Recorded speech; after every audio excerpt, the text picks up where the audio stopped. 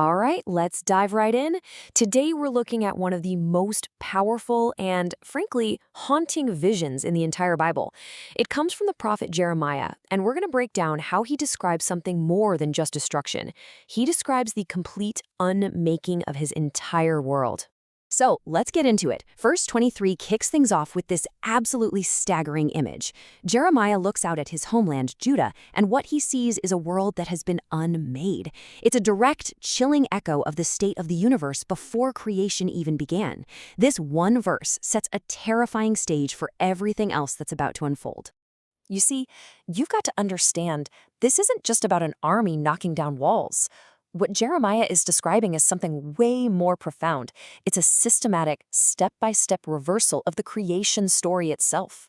And to really hammer this point home, Jeremiah uses this very specific, very rare Hebrew phrase, tohu wabohu. Now this phrase only shows up in two places, right here and in the opening lines of Genesis, describing that primordial chaos before God even said, "Let there be light." He's signaling that Judah's ordered, structured world is being sent right back to that state of utter nothingness.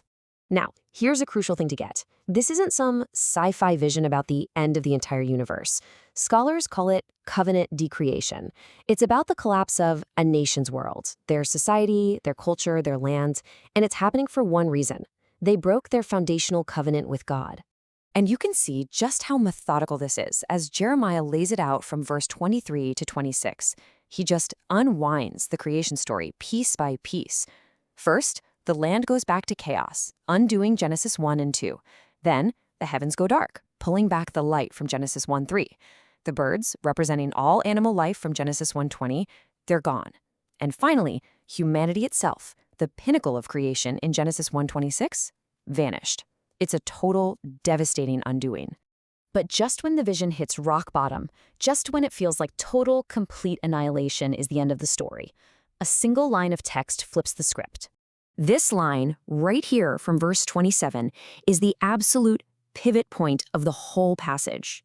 It's this divine declaration from God that stops the despair from becoming total nihilism.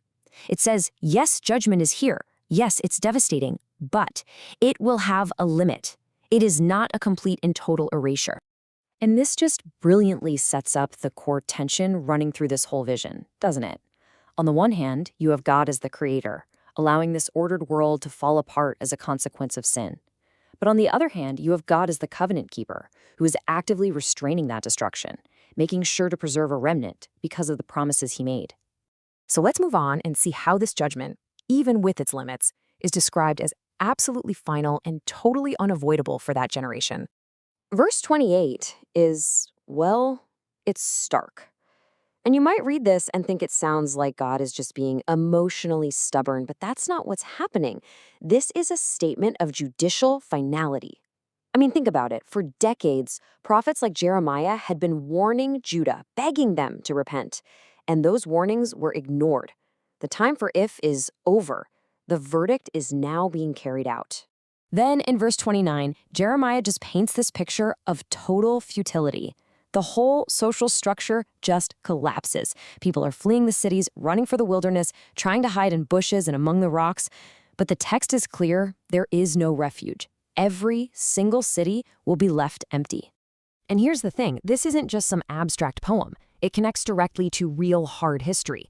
As this slide shows, archaeology has literally uncovered the ruins that Jeremiah described.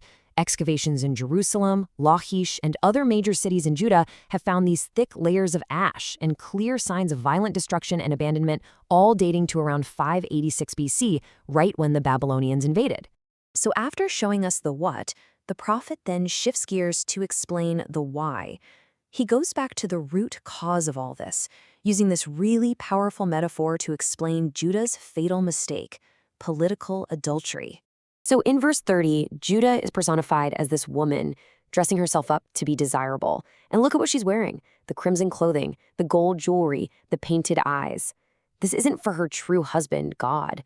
No, this represents Judah using all its wealth and status to try and attract foreign lovers, which were really political allies like Egypt, instead of just being faithful to its covenant. And the devastating irony here is that all of these political flirtations, they weren't just a betrayal, they were completely useless. The lovers that Judah tried so hard to seduce would eventually turn on her and despise her. And history proved this right. Egypt, which was Judah's main hope for an ally, failed to give them any real help against the Babylonian war machine. And then the vision zooms in. It goes from the cosmic scale of decreation and the political scale of alliances down to something deeply personal, physical, and just unbelievably painful. Jeremiah describes the agony of this judgment as the pain of a woman in labor with her first child. I mean, just think about that metaphor. It makes the whole experience terrifyingly real. It's something that's unavoidable, it gets more and more intense, and once it starts, it is completely uncontrollable. And this brings us to the final, haunting cry of the vision in verse 31. It's the voice of the daughter of Zion, that's Jerusalem personified, gasping for breath, her hands stretched out in total desperation as her life is violently snuffed out by the invading soldiers, the murderers. But, and this is so important, think about that final image again. Labor implies excruciating pain, of course it does. But what does labor also, by its very nature, imply? The coming of new life.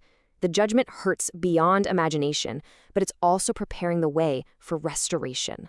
And that's really where this vision leaves us, right in the middle of the agony, but with this glimmer of hope just under the surface.